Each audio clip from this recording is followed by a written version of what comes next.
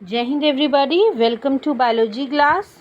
सो students, इस lecture में हम फिनाइल क्यूटिनेरिया के बारे में पढ़ेंगे। ओके, सो लास्ट लेक्चर में we have discussed about haemophilia. Okay, that was the recessive X linked trait.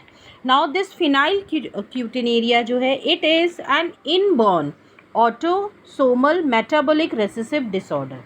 Means ये बर्थ के समय ही जो है, और ये चेंजेस जो ऑटोसोम्स होते हैं, जो क्रोमोसोम ऑटोसोम्स होते हैं, उनमें जो चेंजेस आ जाते हैं, जिसकी वजह से जो है ये डिज़ीज़ होती है, जिसको बोलते हैं phenylketonuria. So it is an inborn autosomal metabolic recessive disorder. Now एक साइंटिस्ट थे जिनका नाम था फॉलिंग। इन 1934 ही has discovered this disease, PKU भी हम इसे बोलते हैं।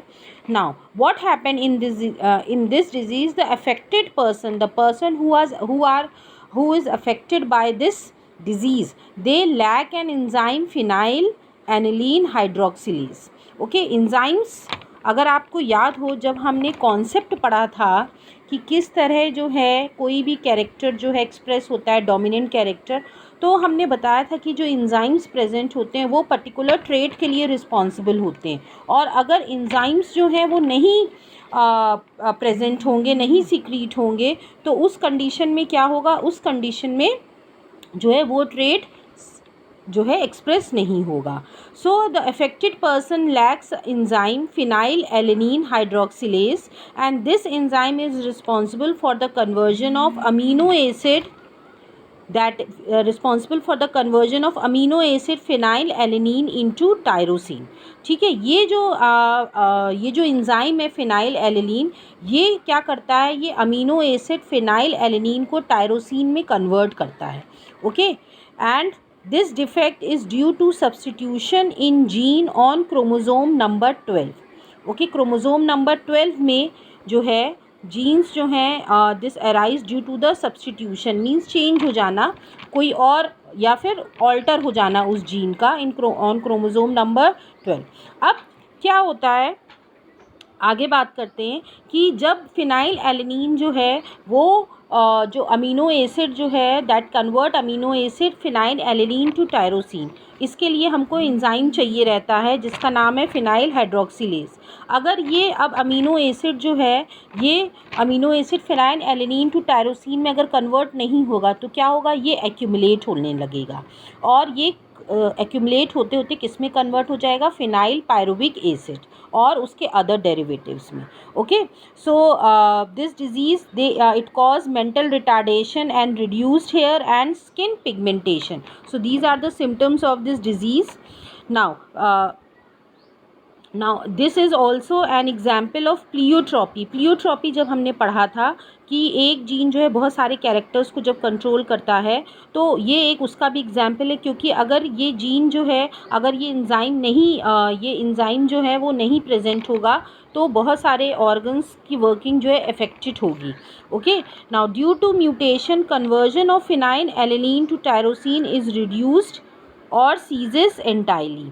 Okay, conversion due to mutation की वजह से क्या होता है, जो जीन है जीन जो है वो ऑल्टर हो जाएगा, जिसकी वजह से ये एंजाइम जो है वो नहीं सिक्रीट होगा।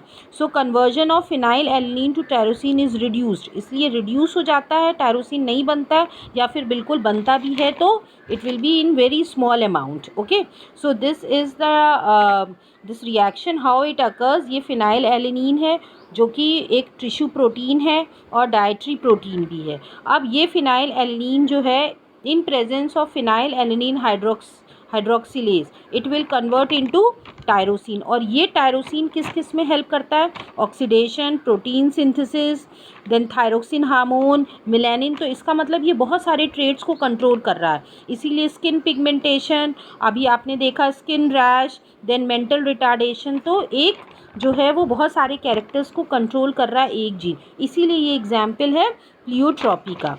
Now it cause mental retardation, skin rash, okay, behaviour problem, musty body order. Musty माने होता है जब कभी जहाँ नमी होती है, डैम्पनेस होती है, तो वहाँ से जो स्मेल आती है, the smell will be like that only due to the absence of this enzyme. So convergence क्या होता है? Uncontrolled action. इसमें क्या होता है, जो मसल्स होती हैं उनमें बहुत जल्दी कॉन्ट्रैक्शन और रिलैक्सेशन होता है, जिसकी वजह से जो बॉडी का मूवमेंट होता है दैट इज़ अनकंट्रोल्ड. इसी को हम बोलते हैं convergence. And it is also an example of pleiotropy. That means कि it is controlling so many factors as you can see in this slide. Okay, so this is all about phenylketonuria. Now the last Mendelian disorder is left, that is thalassemia, which we are going to discuss in the next lecture. Thank you everybody.